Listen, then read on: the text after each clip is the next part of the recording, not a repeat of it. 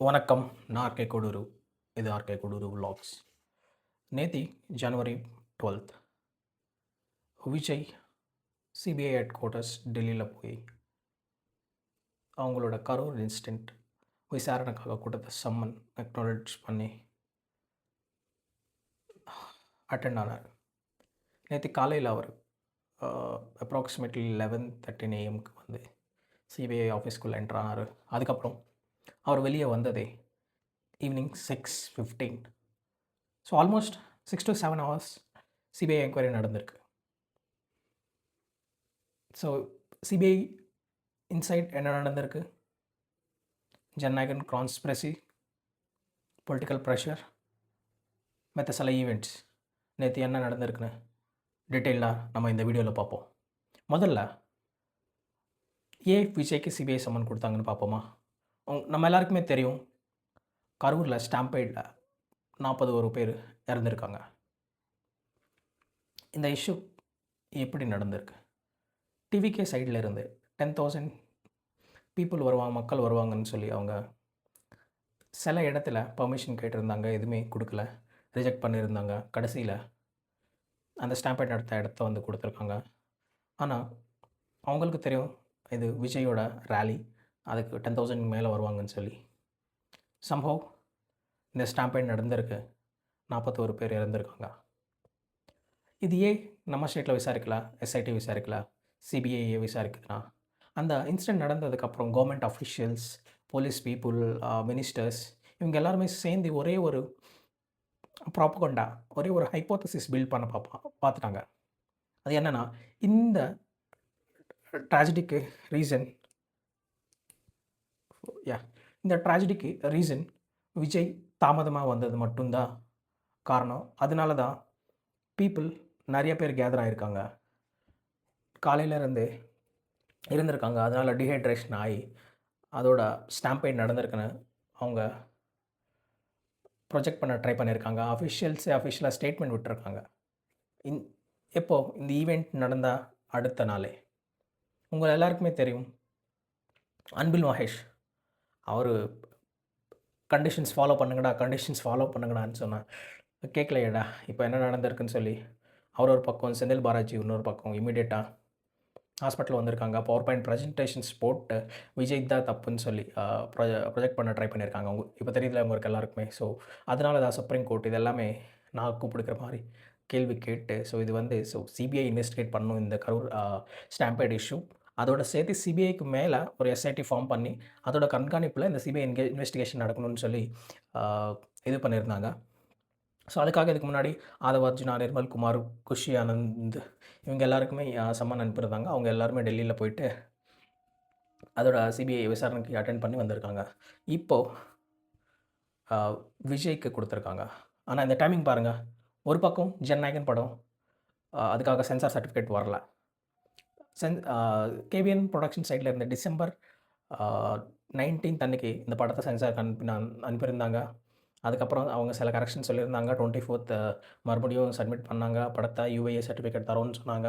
அதுக்கப்புறம் நாளைக்கு தரோன்னு சொல்லி இழுத்தடிச்சாங்க. கிறிஸ்மஸ்ன்னு சொன்னாங்க. அதுக்கப்புறம் நியூ இயர் ஆச்சு. அதுக்கப்புறம் இந்த ஜனவரி 5th அன்றைக்கி வந்து கேவிஎன் ப்ரொடக்ஷன் சைட்லேருந்து மദ്രാஸ் ஹைகோர்ட்டில் ஒரு பெட்டிஷன் பண்ணியிருந்தாங்க, இந்த படத்துக்கு சென்சார் சர்டிஃபிகேட் வேணும்னு சொல்லியிருந்தேன். ஸோ இதே டைமில் வந்து அந்த சென்சார் போர்ட் சைட்லேருந்து ரெகுலர் ப்ராசஸ் தான், எங்களுக்கு கம்ப்ளைண்ட்ஸ் வந்திருக்கு, படமே இன்னும் ரிலீஸ் ஆகலை, பார்த்தது 4 பேர், எப்படி கம்ப்ளைண்ட்ஸ் வந்திருக்குன்னு அந்த டீட்டெயில்ஸ் எதுவுமே கொடுக்கல.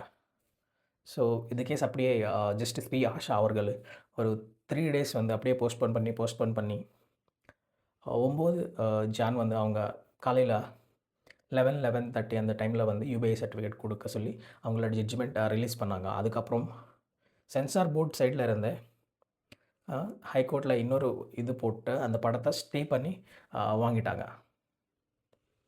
அதுக்கப்புறம் இதோட ஹீரிங் அடுத்த நாளே வச்சுக்கலான்னு அவங்க கேட்கும்போது ஹைகோர்ட் சைடில் இல்லை, 21 தான் வரணும்னு சொல்லி அவங்க சைடில் இருந்து இது பண்ணாங்க. அதுக்கப்புறம் மூவி சைடில் இருந்து மண்டே வந்து அவங்க சைடில் இருந்து 11th அன்னைக்கு அவங்க வந்து சுப்ரீம் கோர்ட்டில் கேஸ் ஃபைல் பண்ணியிருந்தாங்க. அதுக்கப்புறம் இவங்க சென்சார் போர்ட்லேருந்து எங்கள் சைடு பிளெட்ஜ் கேட்காம நீங்கள் டெசிஷன் எடுக்கக்கூடாதுன்னு சொல்லி இவங்க சைட்லேருந்து பெட்டிஷன் ஃபைல் பண்ணியிருந்தாங்க. இவ்வளோ அக்ரெசிவாக இந்த சென்சார் போர்டு வந்து ஜனநாயகன் படம் ரிலீஸ் பண்ணக்கூடாது, ரிலீஸ் ஆகக்கூடாதுன்னு இந்த சைட்லேருந்து இவ்வளோ பிரச்சனை தராங்க விஜய்க்கு. இன்னொரு பக்கம் இதே டைமில் வந்து சிபிஐலேருந்து சம்மன் அனுப்பி 7 ஹவர்ஸ், கிட்டத்தட்ட 7 ஹவர்ஸ், மேபி லஞ்ச் இல்லை மிச்ச சில பிரேக்ஸ் விட்டு ஒரு 1 ஹவர் எடுத்துக்கிட்டோன்னா கிட்டத்தட்ட 6 ஹவர்ஸ் வந்து விஜயை இன்வெஸ்டிகேட் பண்ணியிருந்தாங்க சிபிஐ ஆஃபீஸில். உள்ள என்ன நடந்திருக்கு? ஸோ நிறையா நேஷ்னல் மீடியா, நேஷ்னல் பிரிண்ட், ப்ரெஸ்ல நிறைய இதில் வந்து நம்மளுக்கு இந்த கொஷின்ஸ் தான் கேட்டாங்க, இந்த கேள்வி தான் கேட்டாங்க, 100 கேள்வி கேட்டாங்க, அந்த மாதிரி வருது. சென்சார் சிபிஐ டீம்லேருந்து அவங்களுக்கு ஏதோ கொஷின் பேப்பர் லீக் பண்ண மாதிரி அதெல்லாமே நம்ம பக்கம்ல வச்சிட்டோன்னா எல்லா இதில் ப்ராமினெண்ட்டாக வர ஒரு சில கேள்விகள். ஸோ அந்த இன்சிடெண்ட் நடந்த அன்றைக்கி காலையிலேருந்து அந்த ஸ்டார்ட் பண்ணதுலேருந்து நைட் வரைக்கும் என்னென்ன நடந்திருக்குன்னு அந்த டீட்டெயில்ஸ் எல்லாம் கேட்டிருந்தாங்க. ஸோ பர்மிஷன் எப்படி கேட்டிங்க, பர்மிஷன் எந்த பேசிஸில் எவ்வளோ பேர் வருவாங்க, எப்படி கேட்டிங்க, அந்த ஈவெண்ட் பிளான் பண்ணது யார், அந்த ஈவெண்ட்டில் மக்களுக்காக நீங்கள் என்ன ப்ரிகாஷன்ஸ் எடுத்துகிட்ருக்கீங்க, என்னடி ப்ரீ பிளானிங் என்ன பண்ணிகிட்ருக்கீங்க, இந்த மாதிரி சில கேள்விகள் கேட்டிருந்தாங்கன்னு சொல்லி ப்ராமினெண்ட்டாக வெளியில் வருது. இது எல்லாத்துக்குமே on top of it Vijay அந்த சிபிஐ என்கொயரிக்கு போனதே ஒரு கெத்தான விஷயம். உங்களுக்கு எல்லாருக்குமே தெரியும், பிஜேபிக்கு எதிராக நாங்கள் தான் சொல்கிற இந்த டிஎம்கே நாங்கள் போனால் இந்த பிஜேபி வந்து தமிழ்நாடே ஒன்றும் இல்லாமல் ஆக்கணும்னு சொல்கிற இந்த டிஎம்கே அவங்களோட மினிஸ்டர்ஸ் மேலே சில இடி ரைட்ஸ் நடந்த உடனே வெள்ளைக்கொடி கருப்பு கொடி போட்டால் அது ஜிக்கு, கருப்பு கொடி எடுத்துகிட்டு போனால் ஜிக்கு பிடிக்காதுன்னு சொல்லி கொடையே அம்பரில்லாவே வெள்ளை அம்பரில்லா கூட்டிகிட்டு போனாங்க. ஆனால் விஜய் பிளாக் அண்ட் பிளாக் போட்டுக்கிட்டு உங்கள் மினிஸ்டர்ஸ் மாதிரி சின்ன சின்ன என்கொயரி இடி ரைட்ஸ்க்கு எனக்கு நெஞ்சு வலிக்குது, எனக்கு உடம்பு சரியில்லைன்னு காரில் படுத்துட்டு அழலை. அவர் கெத்தாக போனார் பிளாக் அண்ட் பிளாக் போட்டுட்டு. அது நம்ம நோட்டீஸ் பண்ணோம். இன்வெஸ்டிகேஷனில் அவங்க கேட்ட கேள்விக்கு எல்லாத்துக்குமே பதில் சொல்லியிருந்தாங்க. அதோட சேர்த்து இன்னொரு கான்ஸ்பிரசி என்ன போகுதுன்னா, இந்த சிபிஐ என்கொயரியில் வந்து பிஜேபியோட அலைன்ஸ்க்கு வரணும்னு சொல்லி பேசியிருந்தாங்க.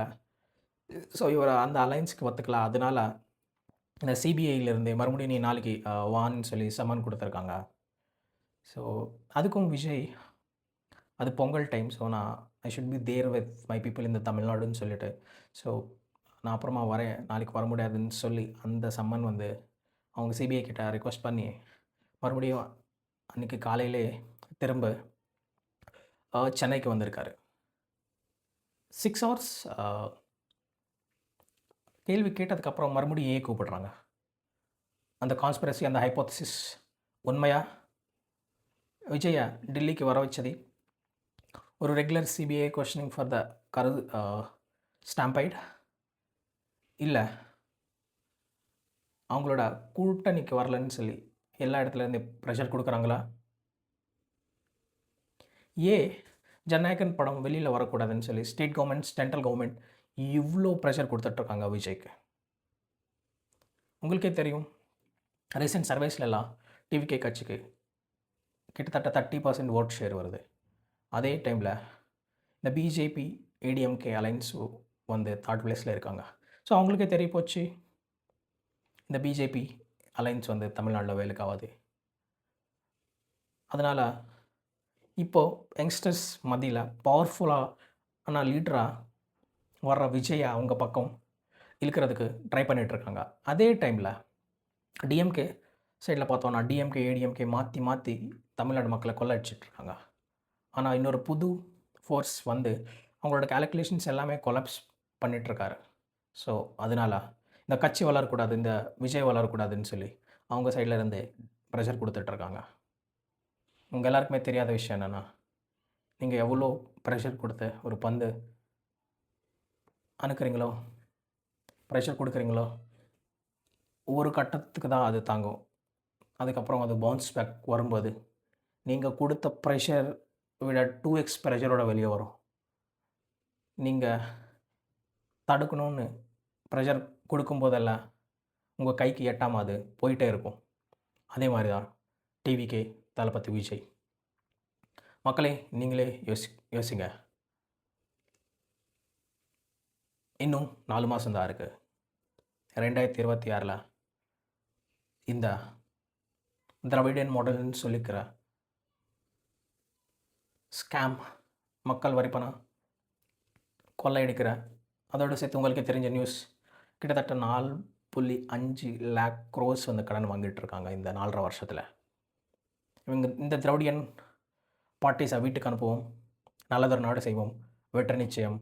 நன்றி, வணக்கம்.